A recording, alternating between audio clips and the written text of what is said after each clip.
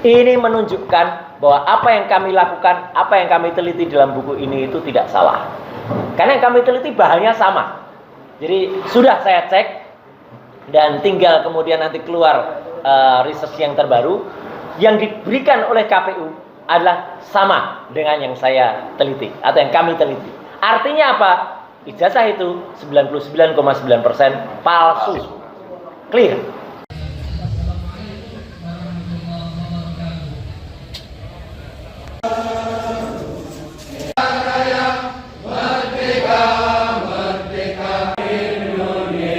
Oleh Bapak Tresno Subagio, kepada beliau dan saudara, bersama-sama kita bermunajat kepada Allah Subhanahu wa taala, Tuhan Yang Maha Esa, untuk mengaminkan doa yang akan kami baca sedangkan Bapak Ibu yang memulai agama lain. Ala sayyidina Muhammad wa ala alihi. Allah jadikan negeri kami negeri yang bertertib.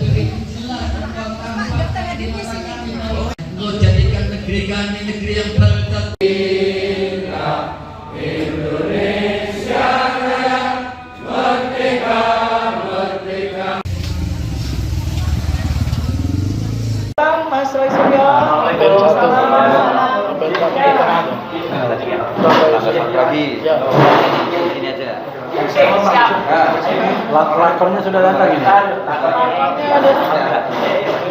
Moga-moga Mas, sini Mas. Yuk. Nanti nyambung ya. Iya, aduh. Alhamdulillah.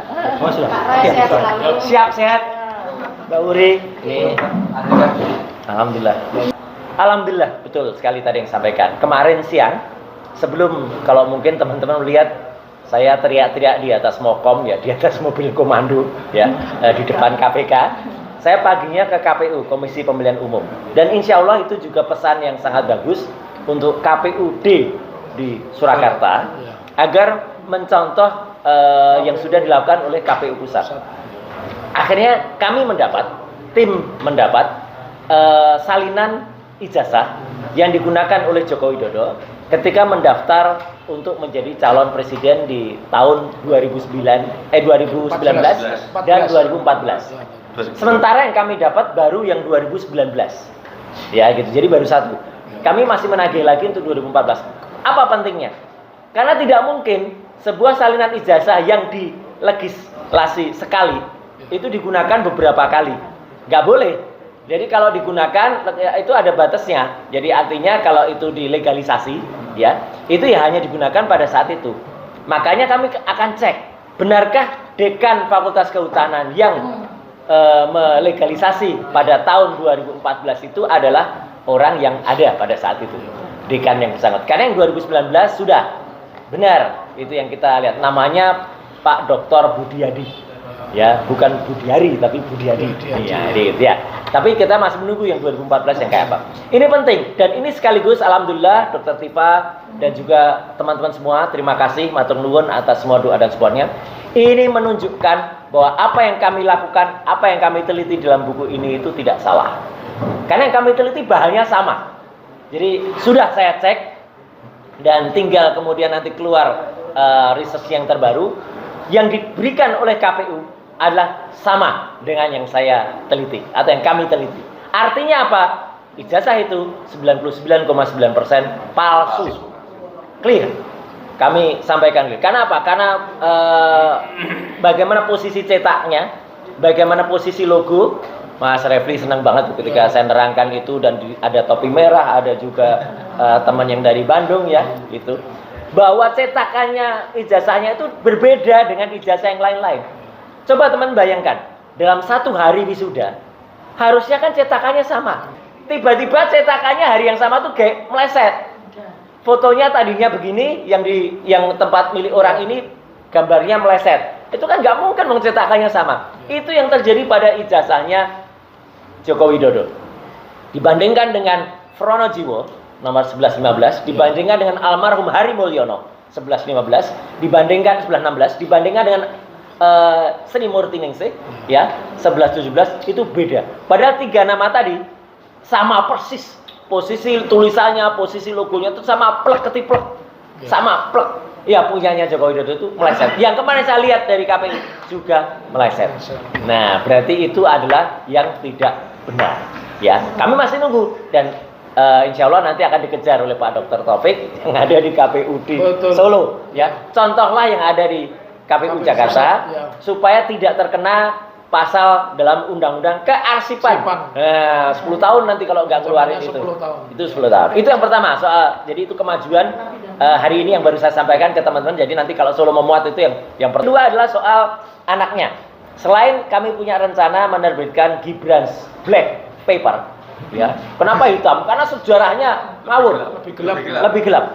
Dalam Undang-Undang Pemilu nomor 7 tahun 2017, syaratnya di pasal 319 atau 619 ya, itu huruf R, 169 maaf, 169 huruf R. Syaratnya bukan perguruan tinggi, bukan apalagi S3, cukup SMA. Tapi syarat itu syarat vital. Sudah kita cross check ke KPU, mau Anda pendidikan S1, S2, S3, dan sudah ada jurisprudensinya. Jurisprudensi itu kalau bahasa hukum, sudah ada ketentuan hukum yang pernah terjadi, dan itu harus dilakukan lagi di Surabaya. Seorang caleg partai Nasdem waktu itu mendaftar, dia sudah doktor di Amerika, karena dia nggak punya ijazah SMA, nggak bisa. Karena ijazah SMA-nya tidak ada, maka tidak ada. Ini juga. Jadi yang namanya Gibran itu tidak ada ijazah SMA-nya. Ya, ijazah SMA sudah coba kita cek ke Orchid Park Secondary School yang ada di Kementerian Pendidikan Dasar Menengah, itu hanya raport kelas 10 dan kelas 11, dan itu berarti belum lulus. Kemudian dan ini menurut Profesor Zulfikar, seorang profesor yang mengajar di Nanyang Technology University yang ada di Singapura, ya. Memang kalau itu belum lulus, OPSS itu tidak bisa menjamin, karena itu adalah SMP 3 tahun plus tahun. Jadi itu masih O level, ordinary level. Harus masuk satu kelas lagi yang namanya A level, ya, advanced level, untuk dapat ijazah SMA. Dan ternyata menurut orang Indonesia yang mengantarkan Gibran ketika ada di UTS Insearch di Sydney, Gibran waktu itu tidak selesai. Jadi hanya 6 bulan melakukan sekolahnya di UTS, dan dia tampak sekali memang orang yang tidak mengenal kota. Kalau sekolah apalagi lebih dari sebulan itu pasti dia kenal keliling, itu enggak. Jadi dia waktu itu malah diajaknya tuh ngantar ke pelesiran, ke Opera House, kemudian ke Bondi Beach, kemudian ke Fleet Market gitu.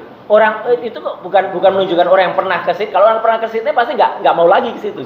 Jadi dia malah pelesiran ke sana. Dan baru dia tunjukkan UTS Insearch, dia mengaku kalau dia nggak selesai. Jadi clear banget bahwa anak ini, yang anaknya buku white paper ini, maka nanti akan kita tulis sebagai black paper.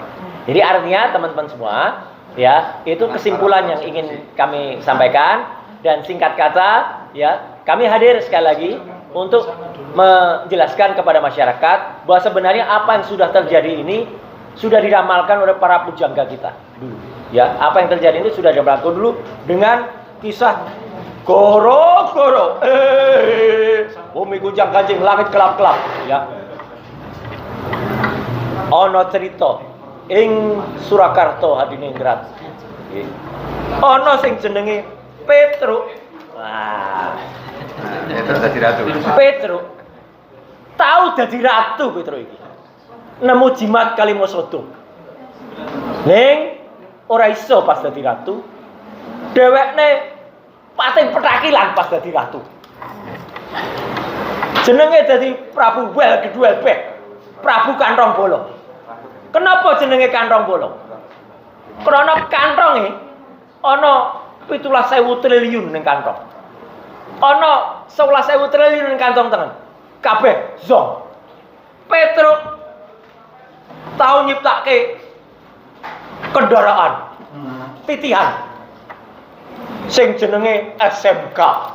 Mobil SMK. SMK goib. Dadi SMK saiki digo jeneng partai anake. Gajah. Kenapa jenenge gajah? Soale gajah kuwi gak duwe ijazah. Jadi Petruk numpak gajah sing gak duwe ijazah. Petruk tau numpak banteng. Wes. Neng malah ditendang karo banteng. Pecah. Banteng ketaton. Krana wis Joso ngantarke Petruk ning ora diantar. Nah, Petruk saiki dadi numpake ora banteng lagi neng celeng, ya. Banteng celeng. Nah, suara Petruk. Nah, iku kisah Petruk sing terus karo Semar, Gareng, Petruk Bagong. Singkatannya apa? SGPLB. SGPLB ini dudu sekolah guru luar biasa. Neng Semar, Gareng, Petruk lan Bagong. Nah, Petruk saiki diteruske kalau sing jenenge Petruk Cilik. Petruk Cilik mengko ana judul bukune Gibran Black Paper. Terus Petruk Cilik saking senenge duwe buku mengko abi launching ugi ning Surakarta Hadiningrat sesuk ning sadurunge nyanyi karo lagu sing diciptake karo Om Refli. Rasa gelap hidup penat dunia resah fu fa fa maksulin saja. Yuk nyanyi bareng-bareng. Rasa gelap hidup penat dunia resah fu fa fa maksulin saja. Bumi goncang aja langit kelap-kelap. Konco-konco wis ditunggu ning ruang sebelah. Hancep kayon. Matur nuwun. Iya. Oke. Tutup Mas Roy.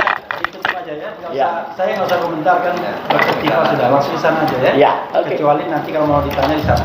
Itu Itu rekan-rekan Bapak. Ya, terima kasih.